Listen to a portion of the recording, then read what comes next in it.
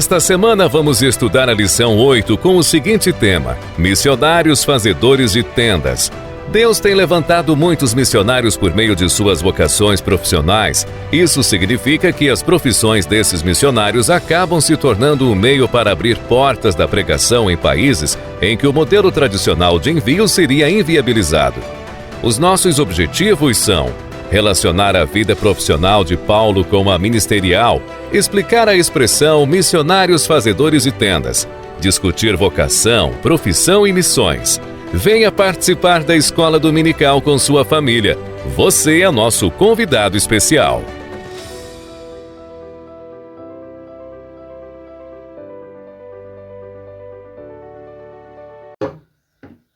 Olá, meus irmãos, seja muito bem-vindo a mais uma aula da nossa escola bíblica dominical, onde nessa feita nós estaremos estudando a lição de número 8, onde vai ter por tema missionários fazedores de tenda. E nossa lição, ela vai estar baseada como uma leitura bíblica em classe, em Atos dos Apóstolos, no capítulo de número 18, versículo do 1 ao 5, e também em 1 Tessalonicenses, capítulo 4, versículo 11 e 12.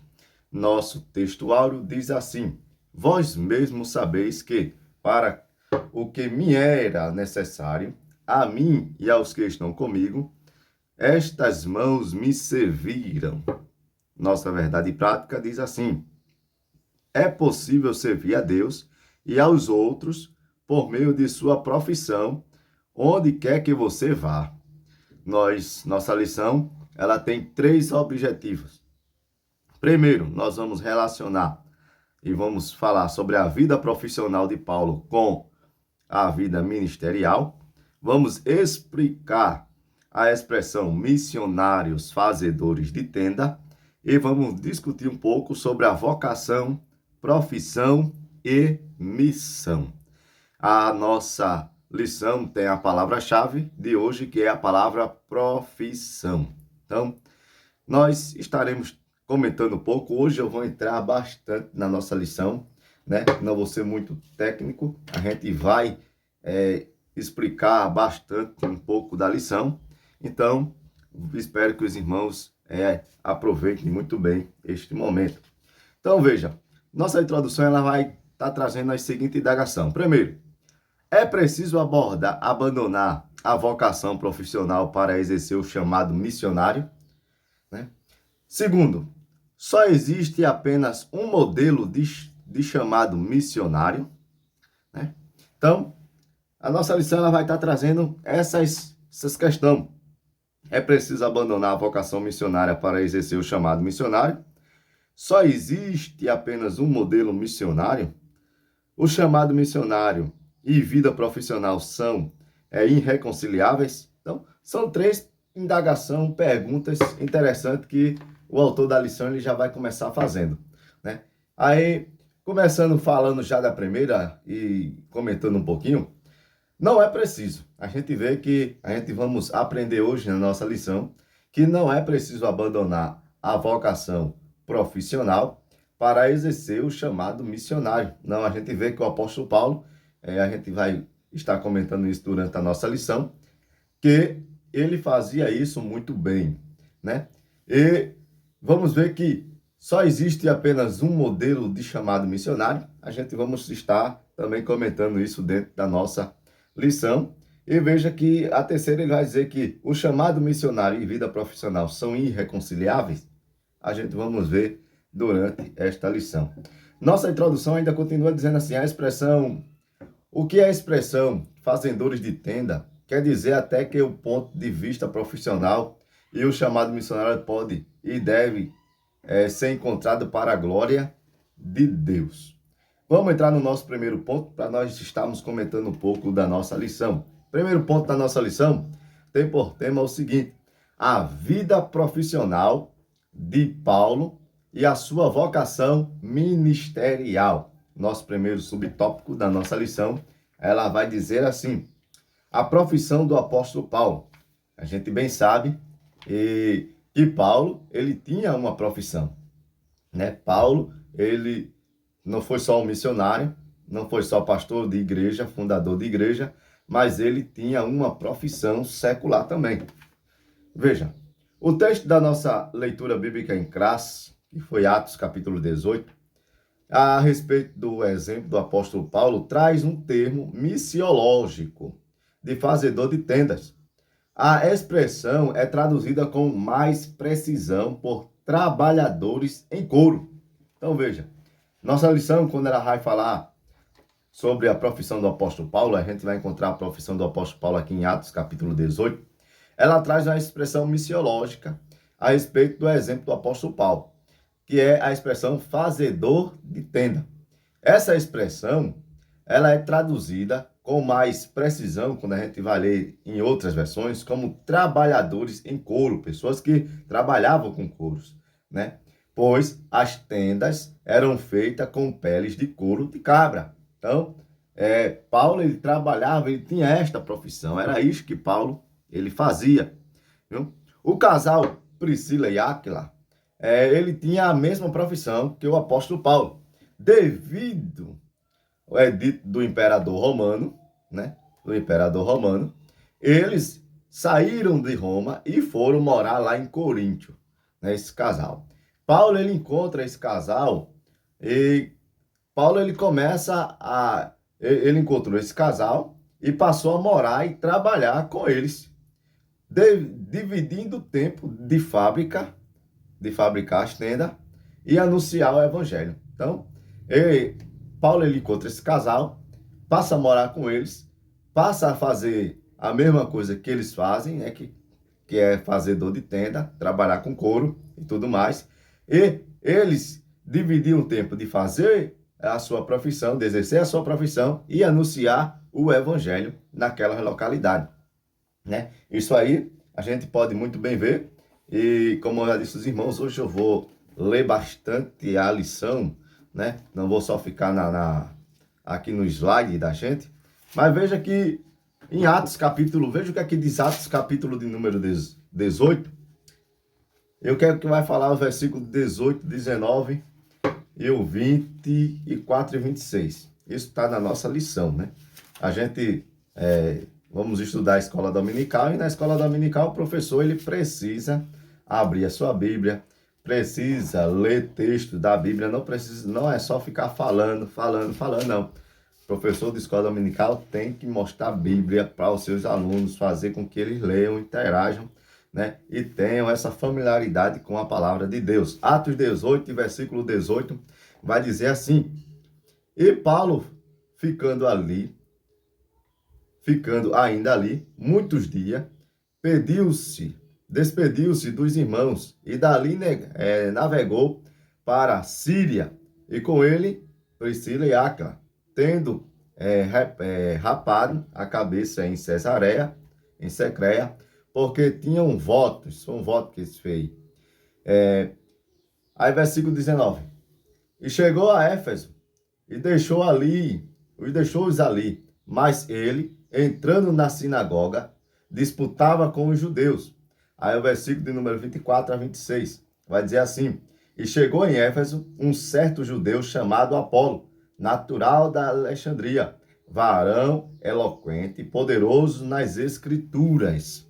Este era instruído no caminho do Senhor e fervoroso de espírito, falava e ensinava diligentemente as coisas do Senhor, conhecendo somente o batismo de João. Então, está contando aqui que chegou lá, né, em Éfeso, chegou esse varão, esse judeu, né, que foi Apolo, que era um homem muito eloquente, né, um homem muito poderoso nas escrituras, fervoroso no espírito, mas ele conhecia somente o batismo de João.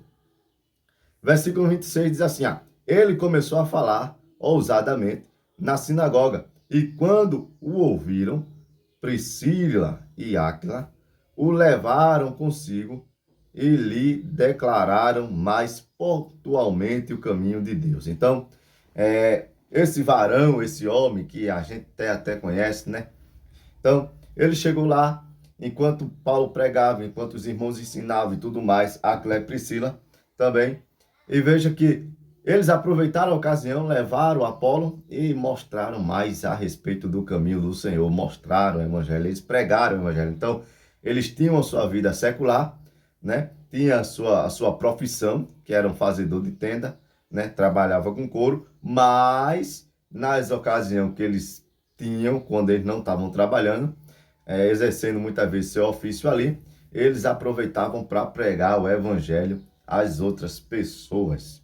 Segundo subtópico do primeiro ponto, vai falar como o apóstolo Paulo conjugava a vida profissional e vida ministerial. Como é que uma pessoa ela vai conjugar a vida profissional da vida ministerial? Como é que ela vai conciliar trabalho com igreja, aquilo que a gente diz, né? Como é que ele vai reconciliar a profissão com a missão? Como? A tradição judaica exigia que os mestres religiosos oferecessem gratuitamente os seus serviços espirituais. Então, isso era a tradição judaica. Os mestres deveriam oferecer os seus serviços gratuitamente, eles não cobravam nada, né? Cada rabino tinha que aprender uma profissão para se sustentar. Foi isso que aconteceu com Paulo na sua juventude. Então, conforme a tradução rabínica, veja que todo mestre ele tinha que oferecer o seu serviço espiritual de graça. Ele não podia cobrar de maneira nenhuma as pessoas. Então, mas como é que ele iria se sustentar? Era obrigatório ele ter uma profissão. Eles precisavam aprender uma profissão. Não foi diferente com Paulo. Paulo ele teve que aprender uma profissão. Então, ele aprendeu uma profissão. Então, ele não cobrava pelos seus serviços espirituais, né? A tradição rabínica não queria isso. Diferente do que a gente vê nos dias de hoje, pessoas extorquindo as pessoas. Isso aí eu estou falando de pregadores, né? Da internet, né? Que hoje a gente mais vê são pessoas que usam da função espiritual, né? Que se dizem evangélica, se dizem muitas vezes, se autotitula missionário, pastor, profeta, e ganham e querem e recebem para profetizar, recebem para estar dando profetada. Então, não é bem assim quando a gente vai ver as Sagradas Escrituras, de maneira nenhuma. É o que a gente mais vê aí na internet, são essas coisas por aí. Embora tivesse direito de ser sustentado pelas igrejas que plantara, o apóstolo Paulo trabalhou no seu ofício para ganhar o pão de cada dia. E aí temos inúmeras referências que você pode estar acompanhando e lendo. Paulo tinha o objetivo de merecer a confiança do povo e mostrar que a evangelização era sem interesse financeiro. Então, Paulo, quando ele passa, como ele tinha uma profissão, e a gente vai ver que ele não teve igreja que ele não quis receber salário, mas isso era, ele tinha direito de receber, mas ele não quis. Mas Paulo, ele trabalhava para receber o seu próprio pão. E Paulo, ele fez isso para dar exemplo, para mostrar que ele não trabalhava por dinheiro, que ele não trabalhava por interesse. Não, Paulo, ele trabalhava, evangelizava por amor à obra. Por amor à obra, entendeu? Então, não era por amor. Então, essas pessoas nos dias de hoje que se autotitula pastor, se autotitula evangelista, se autotitula missionário e tudo mais, eu queria ver se essas pessoas elas não recebessem para isso. Será que elas continuavam pregando o evangelho? Será que elas continuavam levando a palavra de Deus para outras pessoas? Né? Porque muitos deles só querem extorquir, muitas vezes, os irmãos, né? E por causa de muitos outros pagam. Isso era um direito que Paulo tinha. Entenda bem. Paulo ele tinha direito de receber da igreja o seu salário, mas ele não quis, né? Terceiro, subtópico do primeiro ponto. A ética financeira na atividade missionária de Paulo. Paulo reconheceu que não havia ensinado adequadamente os novos convertidos a sustentar a obra. Então, Paulo ele observou isso aí. Lá na igreja de Corinto, a gente vê, né? E em Gálatas, a gente vai ver que ele observou que não tinha ensinado adequadamente a igreja a ela sustentar os seus pastores, sustentar a obra, privando-os do fruto que devia, mudar a conta de quem dá voluntariamente.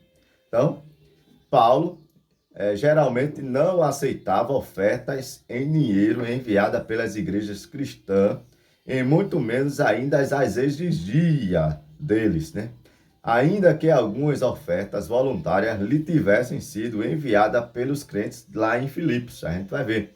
Então, Paulo, ele rejeitou receber oferta de algumas igrejas, né? Para evitar dos irmãos dizer que Paulo só estava pregando por amor ao dinheiro, por amor porque recebia salário e tudo mais. Então, Paulo evitou receber. Por mais que a igreja lá em Filipe, ela mandava oferta para o apóstolo Paulo, né, para sustentar o apóstolo nas suas necessidades.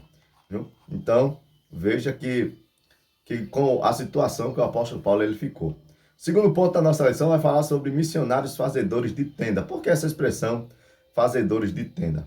No contexto de missões, a expressão fazedores de tenda tem a ver com os discípulos de Jesus, chamados a comissionados pela sua igreja para usarem dons e habilidades profissionais no campo missionário, né? Então, quando falamos de missionários fazedores de tenda, a gente está falando de pessoas que servem a Deus, que têm uma profissão, mas elas usam essa profissão para fazer missão, né? Levar a palavra de Deus, como por exemplo irmãos que são médicos e vai para o campo missionário, né? Exercer a profissão de médico, mas ele aproveita para também falar do amor de Jesus, né? Falar da bondade de Deus, levar o evangelho para essas pessoas.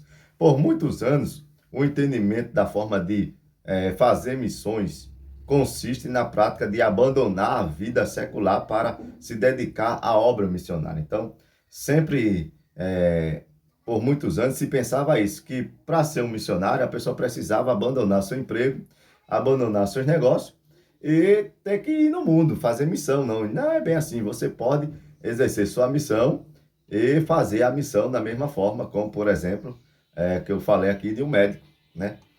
Hoje se entende que é possível ser um profissional ou um empreendedor e realizar a obra missionária. Muito bem, entendeu? É mesmo assim, você pode ter o seu negócio e se dedicar também à obra missionária. Veja a força missionária no mundo. A maior força missionária cristã no mundo é formada por profissionais, empreendedores e estudantes que movem entre culturas para servir a Cristo através de suas vidas e de seu trabalho, né? Então, a obra missionária, a maior força dela vem dessas pessoas, né? Que são profissionais, né? São doutor, são médico, são engenheiro, são advogado, em vários tipos de setores. E eles aproveitam a sua profissão e levam o evangelho para as pessoas, né? Fazem missão por onde passam. O preparo dos fazedores de tenda, veja aí. Como os outros missionários, os fazedores de tendas devem se preparar plenamente para se tornarem os ministros transculturais eficientes. Aí veja. Instituições missionárias treinam para que homens e mulheres usem suas profissões no exterior, a fim de testemunhar, principalmente onde o trabalho missionário tradicional não entra, como por exemplo na Coreia. Um lugar como a Coreia, um missionário não pode entrar lá. Se a pessoa entrar lá para pregar o evangelho, né, como missionário, a pessoa ela nem chega a entrar. Se entrar, ela é morta lá. Mas o missionário não entra. Mas um médico, ele entra. Um engenheiro, ele entra. Então, um engenheiro ou um médico que ele é crente, ele entra lá com sua profissão, ele vai como médico, mas lá ele aproveita para falar do amor de Jesus às pessoas. Então veja, o missionário não entra, mas a profissão do missionário vai lá e entra. Que é, se ele for um médico, um engenheiro, um arquiteto, ou seja lá o que for, vai colocar ele lá dentro daquele país e ele vai conseguir levar o evangelho naquele lugar. Então veja a importância que tem, né? a profissão. Por isso que é muito importante o missionário ele ter a sua profissão, né? A pessoa ter a sua profissão e usar essa profissão para a obra de Deus. Terceiro ponto da nossa lição é falar sobre vocação e profissão e missão. Deus é quem chama. Primeiro subtópico do terceiro ponto é Deus é quem chama. Então, muitos são as oportunidades. Todavia, é Deus quem coloca em nosso coração a disposição ou a aptidão para executar um determinado ofício. Deus é quem capacita, comissiona e habilita cada crente para uma determinada missão no mundo. Então, quem chama é Deus. Eu não posso dizer que eu sou um missionário, não. Deus é quem tem que Deus é que vai me chamar, ou se Ele quiser chamar, para ser um missionário. Eu não posso chegar, que nem muitos hoje, vai nas redes sociais, vão lá e diz, se autotitula já missionário, se autotitula pastor, se chama, sem ter o chamado de Deus. Não, a pessoa tem que ter o chamado de Deus. Deus é quem tem que chamar. Exercendo a vocação. Veja, quando respondemos de forma prática a esse chamado, exercendo a nossa vocação, é que encontramos nossa própria vida, nosso propósito de vida.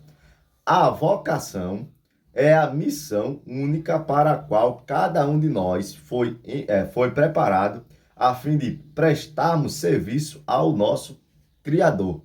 Então, quando a gente recebe o chamado, Deus chama a gente sente. A gente sente que o propósito da nossa vida é aquilo ali. A pessoa ela já tem o chamado para aquilo ali. Aí veja, a minha profissão, meu campo missionário. Podemos exercer uma atividade missionária em nossa área profissional. Claro que podemos. No campo missionário, há lugar para todos os missionários tradicionais que vivem integralmente para plantar a igreja, como os profissionais que conjugam suas habilidades com a obra missionária. Como eu já falei aqui, né, um médico, ele pode conjugar a vida profissional dele, que é de doutor, de cuidar de pessoas, com a obra missionária, né? Conjugando isso, juntando isso, vai dar um médico missionário e a palavra de Deus vai ser pregada com mais facilidade, vai entrar em mais lugares, com certeza. Veja o que aqui diz nossa conclusão, para nós encerrarmos aqui. Deus está chamando cada vez mais profissionais para que levem a mensagem de salvação até os confins da terra, especialmente aos povos não alcançados. Então, estude, se capacite, se prepare, porque Deus pode ter um chamado na sua vida e você pode ser enviado para o campo missionário, sim, né? Alertar, nem todos os que sentem atraídos a fazer tendas estão qualificados para a tarefa. É necessário examinar os motivos e avaliar a disposição espiritual. Então, nem todo mundo que é um médico, nem todo mundo que é um profissional bem, ele tem habilidade ou está qualificado para fazer tenda, não. Tem que ver o motivo, né? Porque às vezes a pessoa quer ir só para ganhar o dinheiro. Não. A real motivação tem que ser para ganhar vida. Daí a importância do trabalho da igreja local na descoberta da vocação, né? Acompanhado de um programa pessoal que leva o conhecimento. Uma vez que a base está firmada, podemos aprender habilidades ministeriais, especialmente como levar outros a Cristo, discipulando essas pessoas. Amém? Então, que Deus e Cristo ele venha nos abençoar cada dia mais, venha nos ajudar, que você possa aprender nessa lição. Não perca a escola dominical, né? Na sua igreja, não sei o dia que seja, que é lá, na sua congregação. Quem sabe que lá na sua congregação seja numa segunda, numa terça, ou numa quarta, ou numa sexta, sábado ou domingo, mas não perca a escola dominical, vá aprender a palavra de Deus e você vai ser muito edificado. Missionários, fazedores de tenda, né? Então, que você possa ser um missionário onde você quer que seja, né? Um fazedor de tenda. Você não vai ser só um missionário fazedor de tenda se você sair do seu país para outro. Você pode ser um missionário fazedor de tenda no seu trabalho, na escola, aonde você exerce a sua profissão, você pode ser um fazedor de tenda, um missionário, melhor dizendo, lá no seu local. Amém? Que Deus em Cristo nos abençoe. Deixe seu like, se inscreva no canal, comenta no que a gente pode melhorar aqui e que o Senhor Jesus possa estar nos ajudando cada dia mais. Deus abençoe você em nome de Jesus.